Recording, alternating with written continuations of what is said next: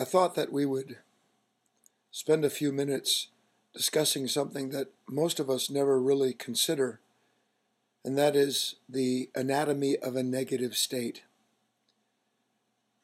First, a key idea, a key lesson worth writing down and certainly thinking about when it comes to these dark moods or angry feelings that come to us.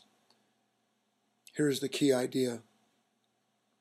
A storm that we run from never passes. Negative states, without exception, are the product of resistance.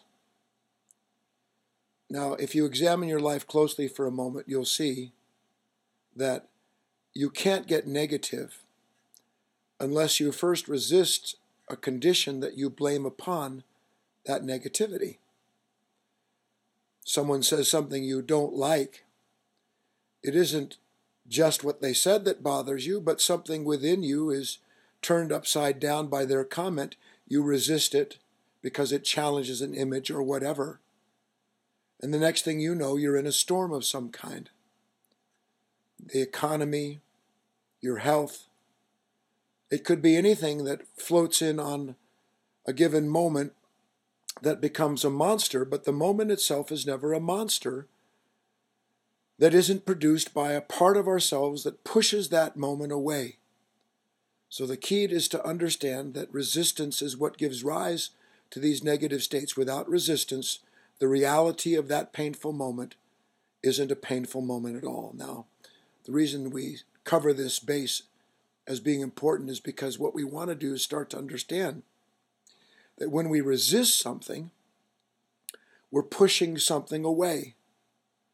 And when you try to push away what you think is the moment you don't want, because you don't understand it's actually a thought of your own about that moment that is troubling you, then what you have is the mind pushing against the mind. Thought pushing against thought. And this is so critical to understand because as we become increasingly violent, negative, it's because the pushing of the mind against itself is producing pain. And the pain seems to justify, validate what the mind is pointing to as being the cause of the conflict it's in. And so you have a negative spiral, a cycle that's descending. And this resistance, as it grows and grows, it further contracts and contracts and contracts. And one finds themselves living in a smaller and smaller space. Now, the space isn't the world that we're in, but of course, when we're negative, we look out at the world and we think to ourselves, oh, it's closing in on me, and I'm a captive of this condition. But that's not true. As we study the anatomy of a negative state and we begin with its body that's born of resistance, then we recognize, what I need to do in the moment where I feel this negativity is not jump headlong into what my own thoughts and feelings are telling me is stealing my freedom, but rather examine myself.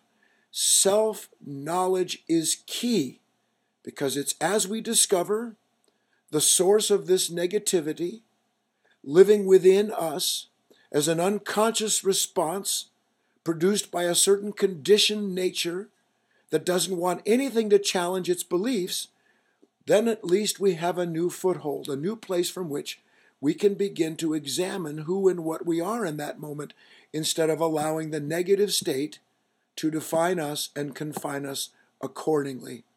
Now, the last part of this note is as follows. We fall into these negative states because the more we resist them, the heavier, the denser becomes the conviction we have as to the cause of our pain. As we see clearly that the cause of our pain is a creation of a mind that's asleep to itself, that is in itself an awakening.